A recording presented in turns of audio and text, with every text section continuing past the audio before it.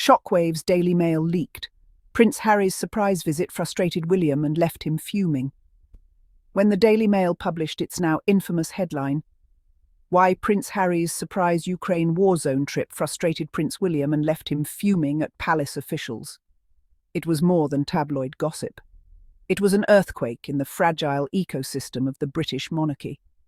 For in that single story, the world saw the great irony of the royal family laid bare. That the prince, who left the institution, stripped of courtiers and palatial backing, had become the only royal capable of making an authentic impact on the world stage.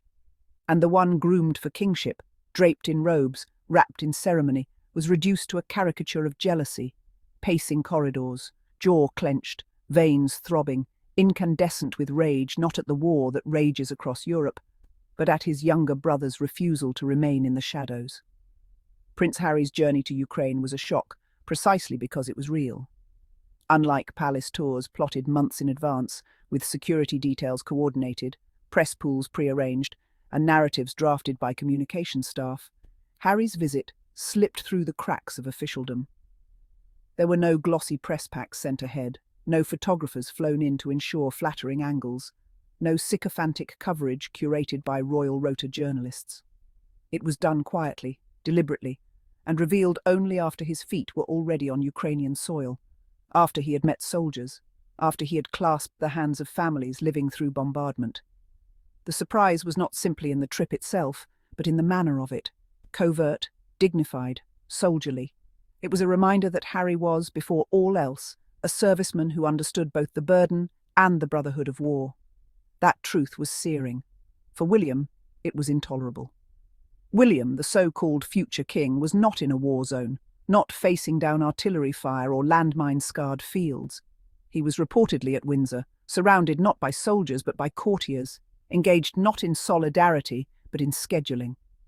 And when he discovered that Harry had made the trip, that the cameras were filled with images of his brother in action, his brother commanding headlines, his brother embodying the kind of leadership that he had long pretended to inherit, William exploded.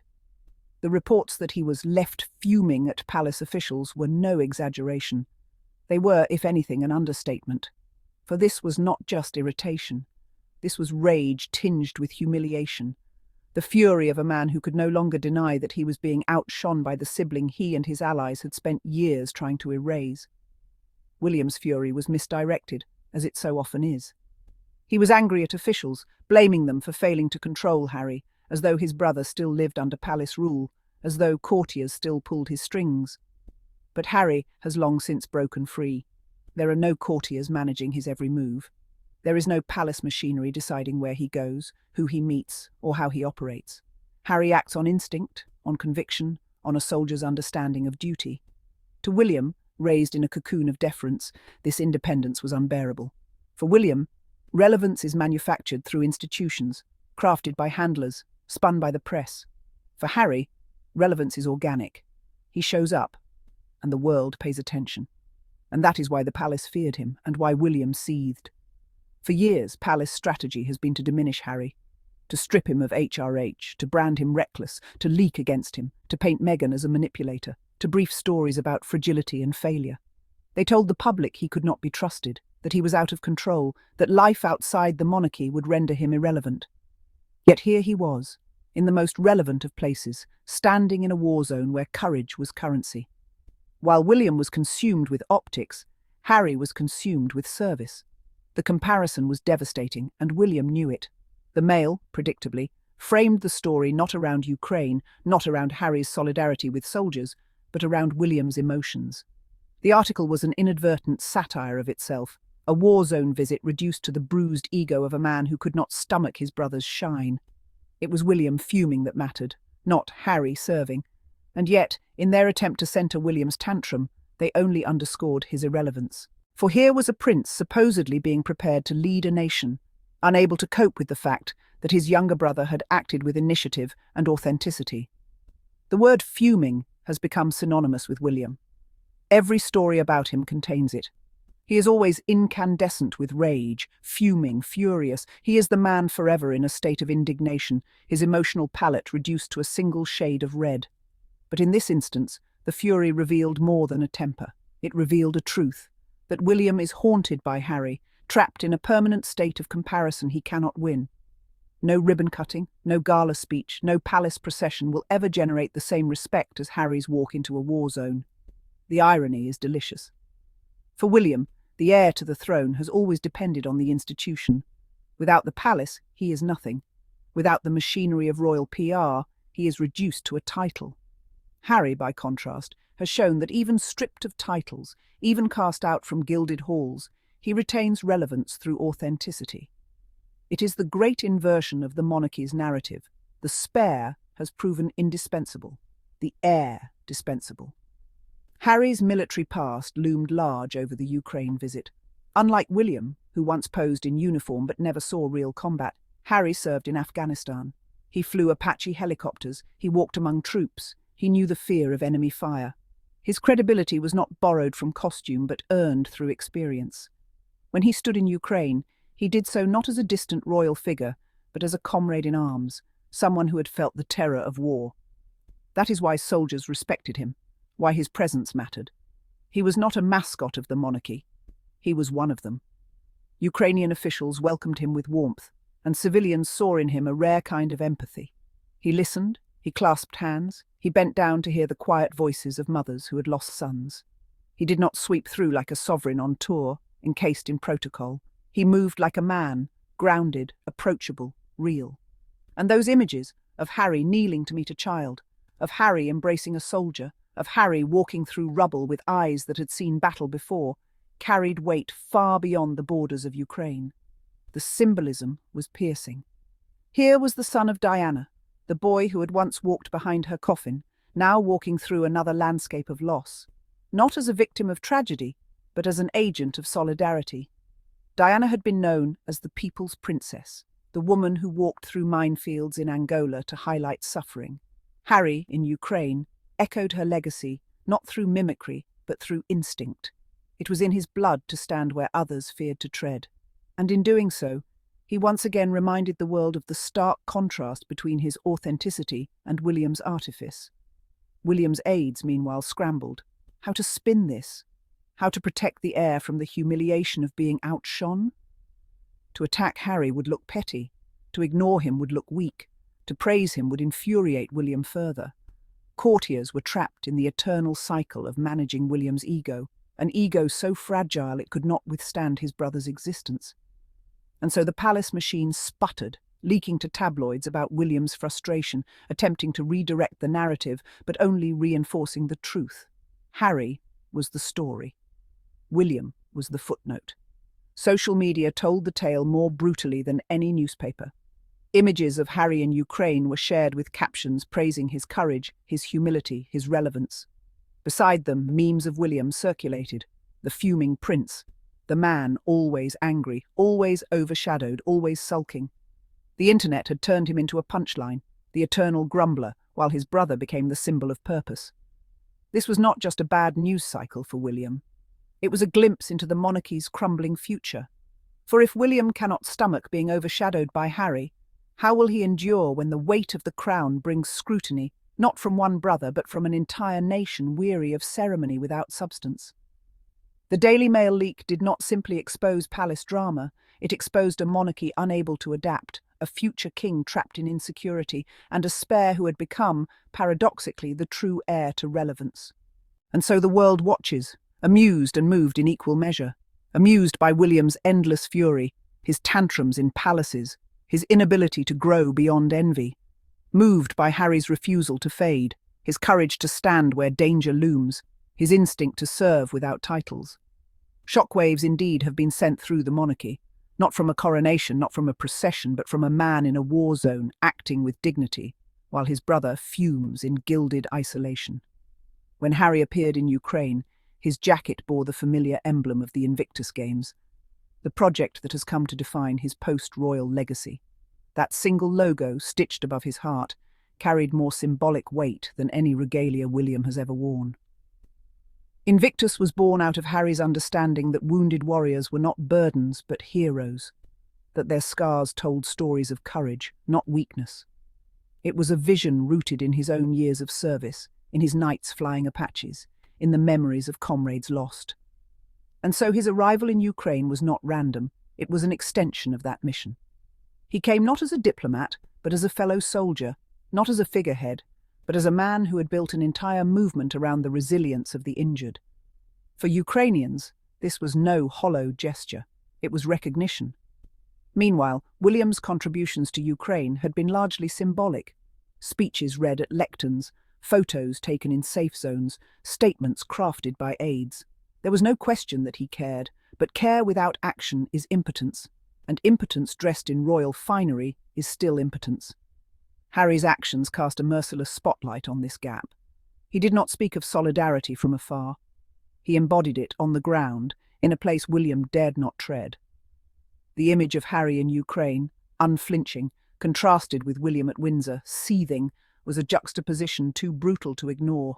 The press knew it, social media knew it, the public knew it, the palace knew it, William knew it most of all, and that was why he fumed.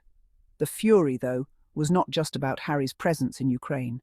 It was about the story of their lives, the narrative William has never been able to control.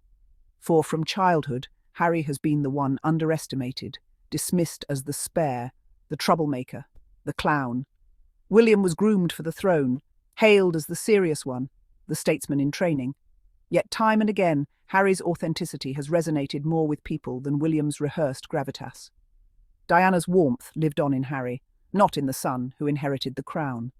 And as the years rolled on, that truth became harder for William to swallow. Diana's ghost hovered over Ukraine. When Harry walked through rubble, when he clasped the hand of a widow, the parallels were inescapable. Decades earlier, Diana had walked through minefields in Angola, dressed not in designer gowns but in protective gear, to shine a light on human suffering. She had touched the untouchable, embraced the outcast, humanized the forgotten.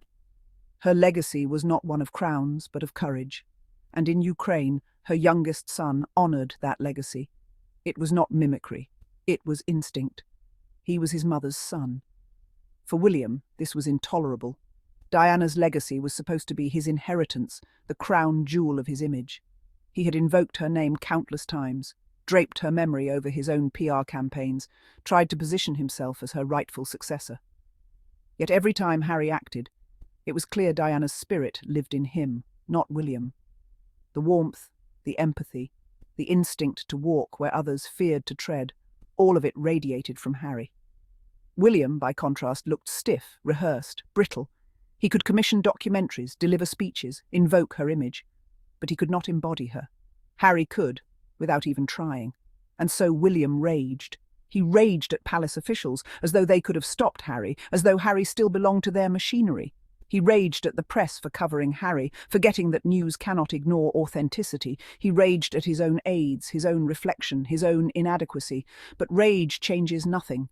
Rage does not rewrite the truth. Rage does not erase the fact that the monarchy he will one day inherit looked small and fragile compared to the quiet dignity of his brother in a war zone. Palace aides were caught in the crossfire of his fury. They were expected to spin, to salvage, to protect the heir from embarrassment. But how does one spin reality? How does one reframe the fact that Harry, operating outside the monarchy, has become more relevant than the monarchy itself? They tried, of course. They leaked to the press that William was frustrated, that he had planned engagements around Ukraine, that Harry had disrupted the palace's careful strategy. But the public saw through it. Strategies mean nothing when reality intrudes. Harry was there, William was not. No amount of press briefings could change that. The courtiers were exhausted. Managing William was not the glamorous work of statecraft. It was babysitting a man perpetually described as fuming. His moods dictated palace strategy. His insecurities drove communications. His jealousy of Harry defined entire news cycles. The machine that once operated with ruthless efficiency now looked ridiculous, reduced to spinning tantrums into strategy, fury into gravitas. And as the leaks continued, the image of William as a leader-in-waiting crumbled. He looked not regal, but rattled, not commanding, but consumed. Social media magnified the humiliation. Harry's images from Ukraine went viral, him listening intently to soldiers, smiling warmly at children, embracing families, Captions praised his courage, his empathy, his authenticity. Beside them, memes of William fuming spread like wildfire, the angry heir, forever overshadowed, eternally scowling in gilded halls. The internet had turned him into a punchline, while Harry had become a symbol. No palace press officer could compete with that contrast. And so the monarchy found itself in an impossible position. For decades, it had relied on hierarchy to maintain power. The heir was always more important than the spare. The crown dictated relevance. But Harry had upended that order. Stripped of his titles, free of palace machinery, he had become the most relevant royal alive. His authenticity transcended the hierarchy. And William, the heir to everything, looked diminished, smaller by comparison, a man whose worth was propped up only by the crown he would one day wear. This dynamic has long haunted the monarchy. It haunted Charles when Diana eclipsed him, when her warmth outshone his stiffness, when her authenticity drew crowds while his speeches fell flat. It haunted William now, in his rivalry with Harry. And just as Charles once fumed at Diana, so William now fumed at Harry. History repeated itself with cruel precision. The monarchy, incapable of nurturing authenticity, always turned on it, and in doing so, it exposed its own irrelevance. Harry's trip to Ukraine, then, was not just a visit. It was a revelation. It revealed that leadership is not bestowed by crowns or titles, but by action. It revealed that authenticity cannot be manufactured, no matter how many communications staff the palace employs. It revealed that the monarchy, obsessed with optics, is brittle in the face of genuine courage. And it revealed that William, for all his preparation, for all his grooming, remains a man undone by his brother's existence. The Daily Mail leak was supposed to frame Harry as disruptive, as destabilizing, as a problem for the palace. Instead, it framed William as fragile, insecure, consumed by envy. It painted a picture not of a future king commanding respect, but of a man trapped in resentment. And the more William fumed, the clearer it became. He was not Diana's heir. He was not a leader. He was a man waiting for a crown to disguise his inadequacies. Harry needed no crown. His relevance was earned. His courage was inherited from his mother. His authenticity was his own. And as he walked through Ukraine, the world saw it clearly. The monarchy had lost the only prince who mattered. Shockwaves, indeed, rattled the institution. For if William cannot endure being outshone by Harry, how will he endure the scrutiny of kingship? If he cannot act without envy, how will he lead without faltering? The monarchy's future looked not gilded, but brittle, its heir not commanding but consumed, and all the while Harry stood steady, the soldier, the son of Diana, the man who showed up. To all my curious Sussex family, thank you all for watching, and do not forget to subscribe, like and put a comment. Bye-bye, see you then in our next episode.